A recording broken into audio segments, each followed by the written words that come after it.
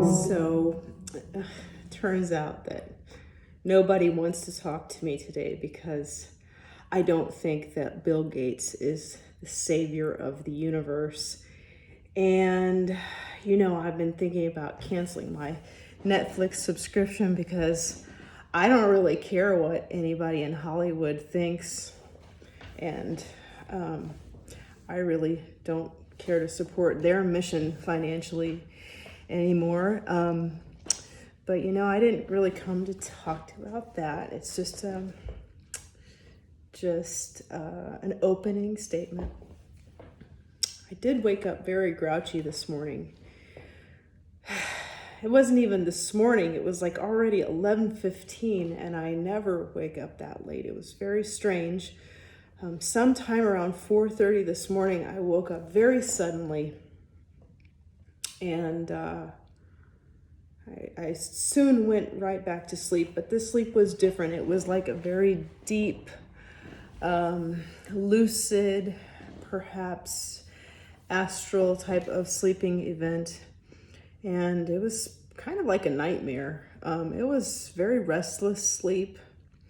It was a feeling of different timelines being exchanged. It was a feeling of letting go of old ways, and sense of death of old ways, really. There was that feeling of suffocatingness to those experiences, and a sense of restless pacing. So anyhow, when I came back this morning from the dream state, it's taken me most of the day to settle into to the here and now. And it certainly hasn't been like pleasant. It's been at times kind of agitating. So anyhow, I think it's time to talk about something that's kind of important. And, there have been a couple of cases of this virus now reported in our own county, and people are getting more serious. And in our neighboring counties, more cases every day. And, it's a time when people have to probably take a very upfront and personal consideration of what if. So what I wanted to share with you this evening was something that happened to me. It was earlier this year that put me really up front and center with that feeling of, oh my God, what if I die? Actually, the story started back in before August. So last year had been through a number of pretty transformative life experiences and a lot of transitions. And I had fallen into a deep depression, and maybe that's not something that I would show on the surface, but I had come to a place in myself where I felt very withdrawn. The kind of things that you don't really want to talk to anybody about. But life goes on and you do business as normal and work through it. I do think it's important to work through those feelings. But the week that my dad died was really a peculiar week. On Monday, he died on Friday. And on Monday, a few days before, I was at home and I fell into a dream. I was napping. I fell into a dream. And in the dream, I had a visual of I saw the hospital and the emergency room carport. And in the dream, I picked up my phone And it was my mom, and she told me, well, I answered and I said, he didn't make it, did he? And she said, they tried to do a procedure, but it didn't work, so they transported him. And I woke up after that afternoon dream feeling like I had been in a nightmare and something was imminent. But I didn't, it's not something that you share with people. Like, who wants to talk about that kind of stuff? So anyhow, I went up to my mom and dad's house that evening, and I was not feeling good. You know, I was feeling icky, like that. And I said to my mom, you know, I'm not feeling good. I just had a nightmare. She said, well, what was it about? And I just shook my head at her. I said, no, I don't want to talk about it. So at any rate, flash forward a couple days to Thursday, and I was picked my daughter up to take her to horse camp. She was volunteering and learning about how to take care of horses up at this really wonderful horse therapy center in Potomac, where they work with kids who have PTSD and autism spectrum disorders. It's an organization called Hooves of Hope. And I had picked her up for her Thursday night section, and I was feeling really icky that day also, very depressed. And as I was driving up there, I thought of my dad. For no rhyme or reason, he just came in my mind, and I thought to myself, you know, he's really lucky because he gets to leave soon. And there was no reason, there was no logic, there was no purpose for me to, no rational reason for me to think that. I mean, I'm not saying it in the best words, but it was a strange thought to have. So anyhow, we went to horse camp that night, and we came back to my mom and dad's house, and I dropped Alma off. She was going to stay overnight, and I was actually going up to Chicago. I was going to leave early Friday morning. I was supposed to leave her around 4 in the morning and go up to Chicago for a seminar. And I got a call at 3:30 in the morning, and it was Alma calling me from my mom's phone. And she said to me, Granny wants me to tell you that Papa had a seizure. And I was sound asleep when the call came through, so I said, okay. And for a moment I thought, okay, I've got to be up in a half an hour, so, you know, I can go back to sleep for another 30 minutes. And then I remembered the dream that I had earlier in the week. And I said, I can't stay here. I've got to go. I've got to get up to the house. And so I left my house and drove to my mom and dad's. And, you know, right in front of me was the ambulance driving up to their house. And so as I was driving to my mom and dad's house, I already knew what I was driving into. And I knew that my dad wasn't going to make it. And so when I got to the house a few minutes later, he was in the ambulance, and they were in the ambulance, and they were still working on him. They were doing CPR, but, you know, in my heart of hearts, I already knew, you know, what the outcome was going to be. So I just went into the house and spoke to my mother and my daughter, and the ambulance transported him onto the hospital. And you know what happened after that. He died on August 23rd, and it was a very interesting transition. I've spoke about that before. But, you know, there was a lot of things that I still needed to process about that event. And in terms of grief, you know, I've never been one to just immediately cry it out. Sometimes it takes me a while to process those things because I give it the time and space to come up organically. So anyhow, in the beginning of January, and this brings me to the point of this conversation, in the beginning of January, it was on January 9th actually, I was working in my treatment room, on somebody, and I started to have this really strange feeling. I started to feel dizzy. I started to feel like I might lose consciousness. I started to feel like I needed to get really low to the ground and that I had to really focus on staying here in this realm. And I felt like I might lift off planet Earth that day. And the appointment was an hour and a half long. And this started about an hour into it. And let me tell you, it was a real challenge to keep myself together for the rest of that appointment. But I did make it through. And I really didn't know what was going on with me at that time. So I started monitoring my pulse and my blood pressure, and all my vital signs were normal. I went to go see a naturopath, and we worked on some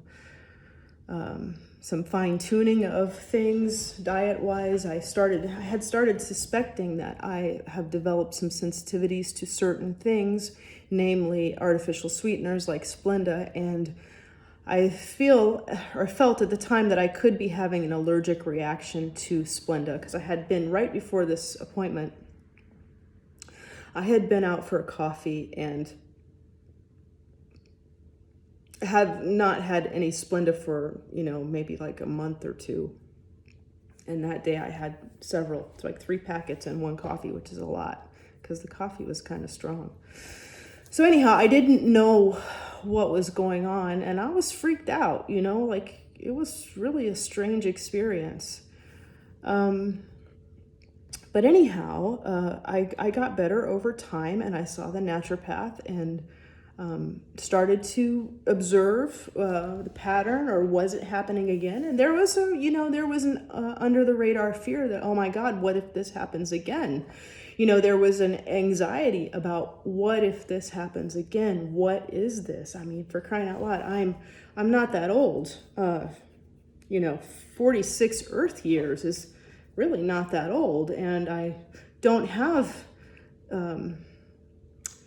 medical issues, and I don't have a lot of the comorbidities that are associated with, cardiac events and so on and so forth. So anyhow, I just spent that next month observing, and a couple weeks later, I was feeling better.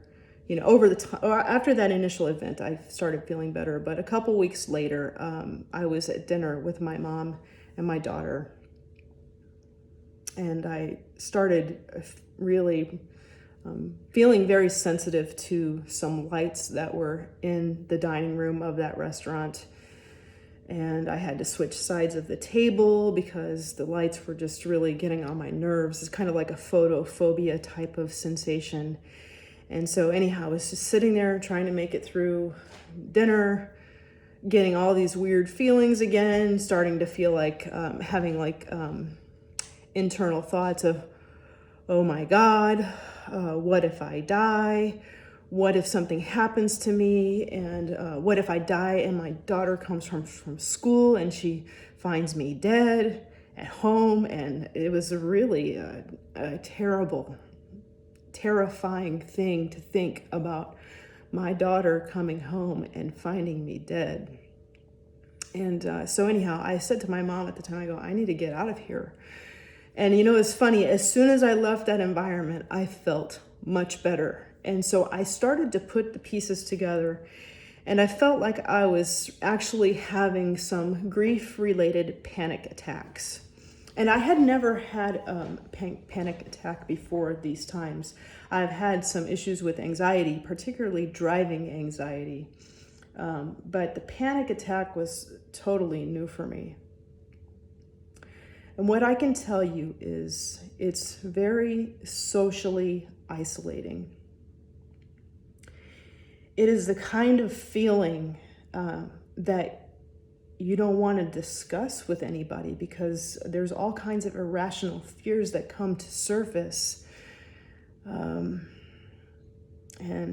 you know? It's a time of feeling very misunderstood, and a time of helplessness, because when you're in the midst of it, it's really hard to know what to do. And then there's the recurring fear of, oh my God, what if it happens again? So that night I was able to feel a lot of deep feelings related to that second panic attack. And I was able to cry and release a lot of those feelings. And I noticed that as I was able to release those feelings and cry, that over days I started feeling more like me, more like the me that I had known before. Now, a lot of things have happened in the past few years, and I don't know if I'll ever really be me as I knew myself, but that's okay. I think I'm meeting a new version of myself, one that has grown in new ways. But what I do know also is that that's no way to live. Feeling depression, feeling hopelessness, being stuck in the paralysis of fear is no way to live. So what can we do with that?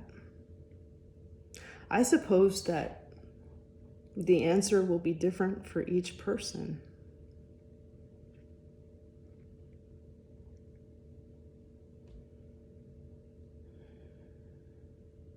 For me, it's been a time of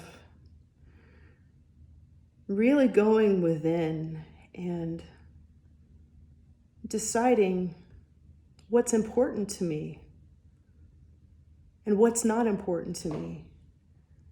And if my life were to end, how would I really want to be living it?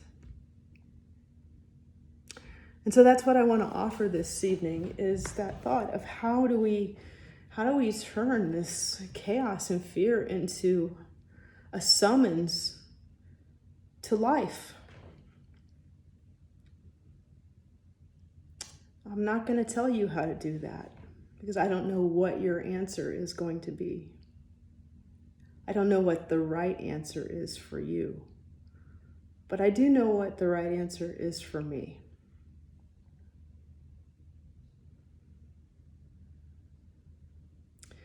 And I don't necessarily think that I need to share that publicly in order to live it.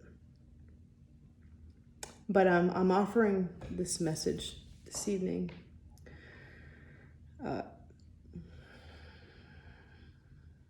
with a lot of love and respect for each of you, with a lot of hope that through this time,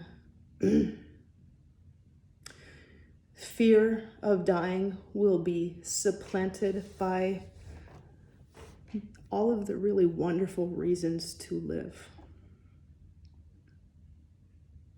That the fear of hopelessness will be transformed into hope for life in the world in ways that we never considered, maybe ways that we never even thought about.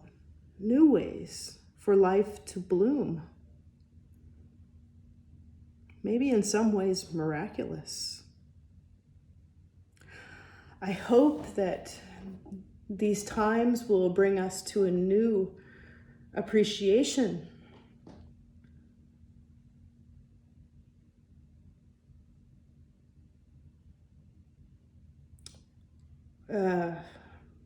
it's not something that we can stand on a soapbox with. We live in funny times now. It's a time when suddenly everyone's an expert, but nobody knows anything, really. It's a time when people that we have put our like leadership. I'm not talking about politics. I'm talking about globally, socially, globally, people that we have instilled confidence in and invested in. They're fucking full of shit. And I'm not talking about the president. I'm talking about worldwide.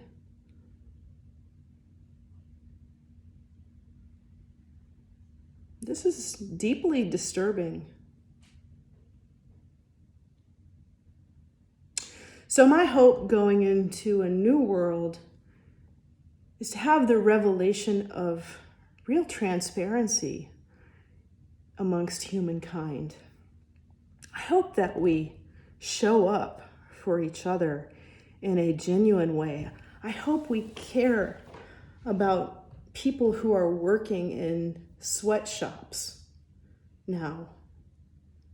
We've seen them die, and we now see how their loss of livelihood affects our own.